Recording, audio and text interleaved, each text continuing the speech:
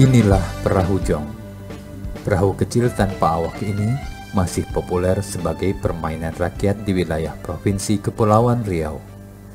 Namun seiring kemajuan zaman, peminat permainan ini dari waktu ke waktu kian berkurang. Peminat perahu jong saat ini tinggal dari kalangan orang tua-tua saja, sedangkan dari kalangan generasi muda sangat minim sekali. Itu pun hanya sebatas memainkan saja. Mereka tidak mengetahui sama sekali cara membuat perahu jong ataupun nilai-nilai yang terkandung dalam permainan ini.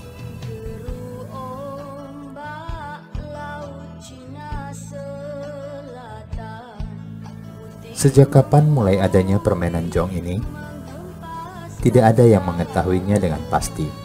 Namun demikian, permainan ini sudah dikenal dan diwariskan secara turun-temurun sejak adanya Kerajaan Melayu. Permainan jong pada umumnya adalah permainan para nelayan, yang pada mulanya dahulu dimainkan oleh anak-anak sambil menunggu kepulangan orang tuanya dari laut mencari ikan. Anak-anak nelayan dahulu meniru bentuk perahu layar yang dipakai orang tuanya. Mereka membuat perahu layar mini tanpa pengemudi yang dilepaskan di laut menuju pantai atau darat.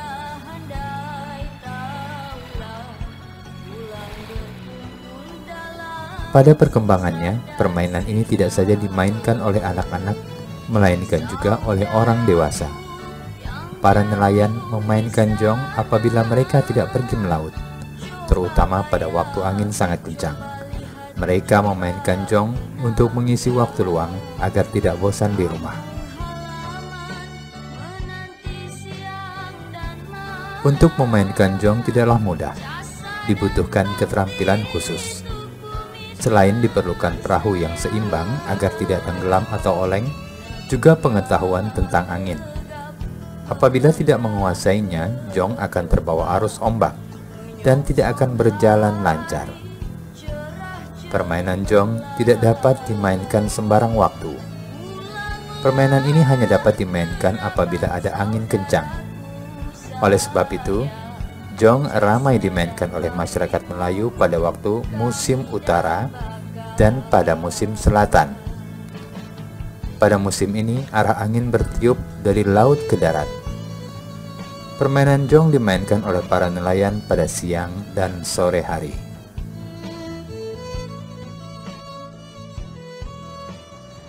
Jong adalah salah satu kekayaan budaya Melayu Kepulauan Riau. Mengenai sejarah jong, itu diperkirakan sudah ada 1400 tahun Masehi. Awalnya, jong itu dimainkan oleh anak-anak dan lokasinya bisa di lopak atau di laut. Lopak di sini kami jelaskan adalah suatu genangan air pada air surut di pantai. Nah, itu dimanfaatkan oleh anak-anak untuk bermain jong. Jong awalnya dibuat dari nipah dan layarnya dibuat dari daun pisang muda gitu. Itulah yang dibuat oleh anak-anak pada awalnya. Perkembangan berikutnya, jong ini berkembang dimainkan tidak hanya oleh kalangan anak-anak, tetapi juga remaja dan kalangan orang tua. Jong ini dimainkan oleh anak-anak pada petang hari, petang menjelang maghrib. Jadi sore hari atau petang hari itu anak-anak bermain, itu sambil menunggu orang tuanya pulang dari bernelayan. Begitulah nilai yang ada di dalam jong itu, bagaimana seorang anak memperhatikan orang tuanya, menunjukkan kasih sayang kepada orang tuanya. Nah, akhirnya menjadi dilombakan jong ini, dilombakan. Nah, disitulah pada waktu di perlombaan itu sudah mulai terjadi variasi ukuran jong. Dibuat dari kayu tertentu, kemudian terjadi variasi. Panjangnya ada yang 160 sampai 220. 120 sampai sekian gitu. Kemudian ada 120 ke bawah.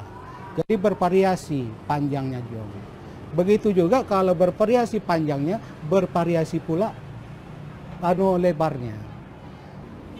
Nah, perkembangan jong itu alhamdulillah sampai sekarang ini cukup mengembirakan.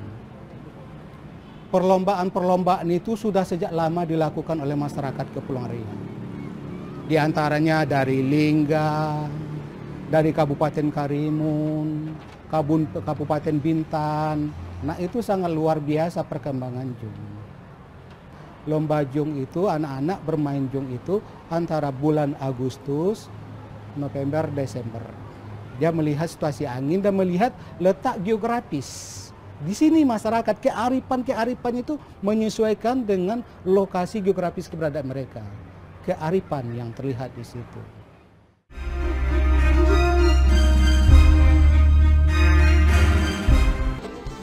Permainan jong hampir dikenal di seluruh Kepulauan Riau. Bentuk dan cara memainkannya pun sama. Oleh karena itu, masyarakat Melayu Kepulauan Riau sangat menggemari dan mengenal permainan ini. Mengingat para penduduk Kepulauan Riau sebagian besar bermata pencaharian sebagai nelayan. Pada dasarnya bentuk jong dari dahulu hingga sekarang tidak banyak berubah, kecuali pemakaian aksesoris dan cat yang lebih semarak untuk memperindah bentuk jong. Oleh sebab itu, bentuk jong sekarang lebih bagus dan lebih halus dari bentuk jong dahulu yang hanya dibuat sederhana.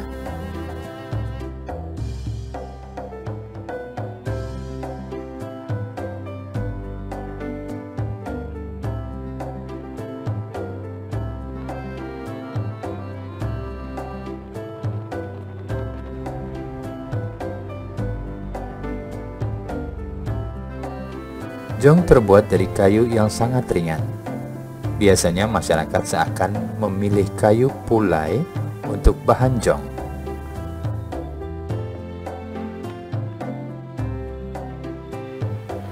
Kayu pulai apabila sudah dibuat perahu jong akan mengapung di air dan dapat melaju dengan cepat kalau tertiup angin.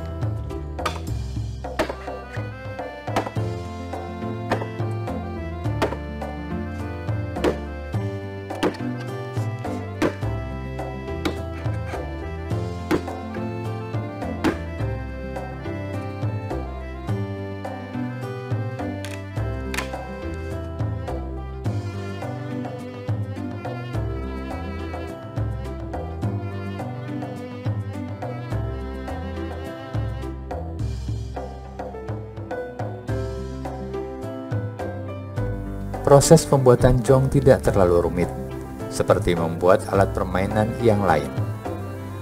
Namun demikian, apabila ingin mendapat hasil yang memuaskan, pembuat harus tekun dan teliti karena ada bagian-bagian dari pembuatannya yang harus betul-betul diperhatikan.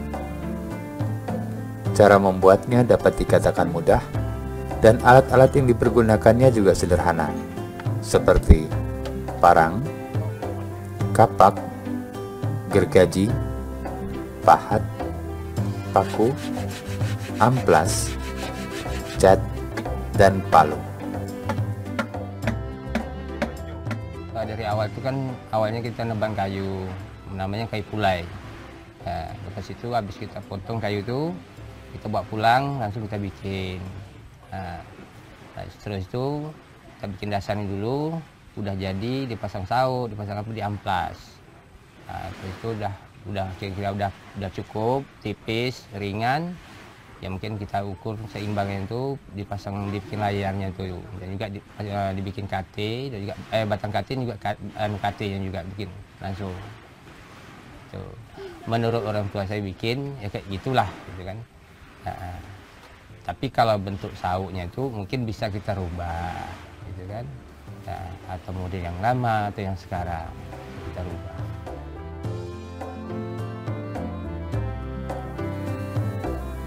Adapun bagian-bagian jong adalah sebagai berikut. 1. KT. Dipasang di sebelah kiri dan kanan jong. Gunanya untuk menyeimbangkan badan jong. 2. Lunas atau dasar jong. 3. Luan atau haluan. 4. Layar untuk mendorong agar jong berjalan dengan cepat. Pada zaman dulu, layar jong terbuat dari kain. Namun sekarang, selain kain, masyarakat juga mempergunakan bahan plastik. 5. Tali daman dan tali dogang untuk menyeimbangkan layar. 6. Kemudi untuk mengarahkan jong ke tempat yang dituju. Jong yang telah dibuat dengan rapi dan teliti, selain untuk dimainkan atau diperlombakan, juga memberikan nilai estetika yang dapat dijadikan hiasan ataupun souvenir. Sehingga wisatawan lokal maupun mancanegara dapat mengkoleksinya sebagai salah satu khas Provinsi Kepulauan Riau. Hal tersebut tentunya tidak lepas dari peran pemerintah daerah, selain melestarikan jong sebagai permainan rakyat, juga menjadikan jong sebagai ekonomi kreatif masyarakat Kepulauan Riau, selain bermata pencaharian sebagai nelayan.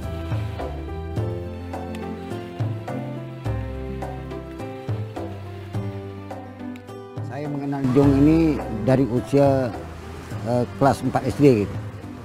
Nah, kemudian jong ini yang saya tahu pertama kali saya buat dari pelepah sagu untuk permainan anak-anak waktu itu. Nah, kemudian sehingga jong ini menjadi kayu, saya bertanya kepada orang tua saya, begitu dia buat dari kayu, dari namanya itu kayu membulan. Nah, saya tanya, ini jong apa? Dia cakap ini jong pelayang. Nah, sementara saya tahu ini jong pelepah sagu gitu. Jadi saya ceritakan lagi, apa nama pelayang itu? Gitu, apa sebab digelar itu pelayang? Dia bilang zaman dulu orang Belanda tengok orang main jong pelayang katanya, jong terbang katanya. Jadi orang Melayu juga jong pelayang gitu. Dengan tulisannya pelayang disebut pelayang di situ. Gitulah cerita jong ini awalnya dari jong. Saya bertanya kepada orang tua saya. Dari kelas 4 SD saya sudah bermain jong, nama jong pelepah sagu.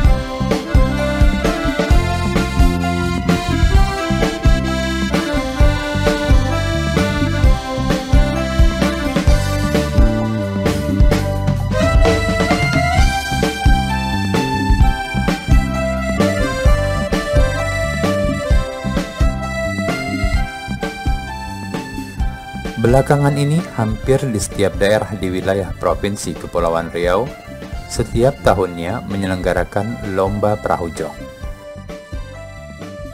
terutama pada perayaan ulang tahun kemerdekaan atau event-event kebudayaan lainnya.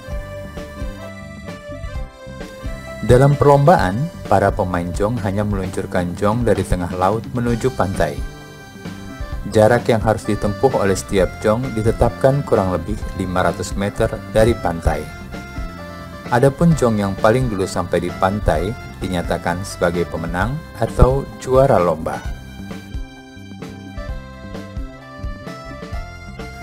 Beberapa ketentuan-ketentuan yang biasanya diterapkan dalam perlombaan jong antara lain: 1.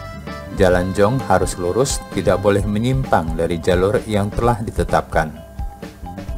2. Garis batasan antara jalur atau lebar jalur jong kurang lebih 150 cm.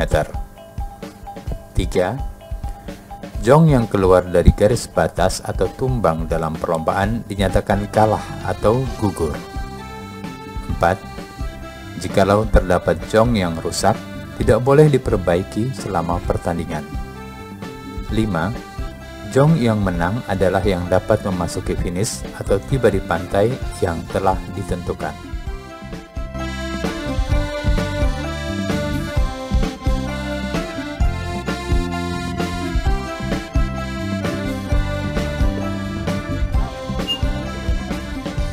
Kalau perlombaan ini melihat eventnya atau besar kecil. Kalau misalnya event-event kecil, itu kan dia tidak ada panitia. Kalau event besar seperti Tanjung Pinang buat, itu ada panitia, 3 kategori panitia: panitia laut, star, finish, panitia di bangku, di meja gitu.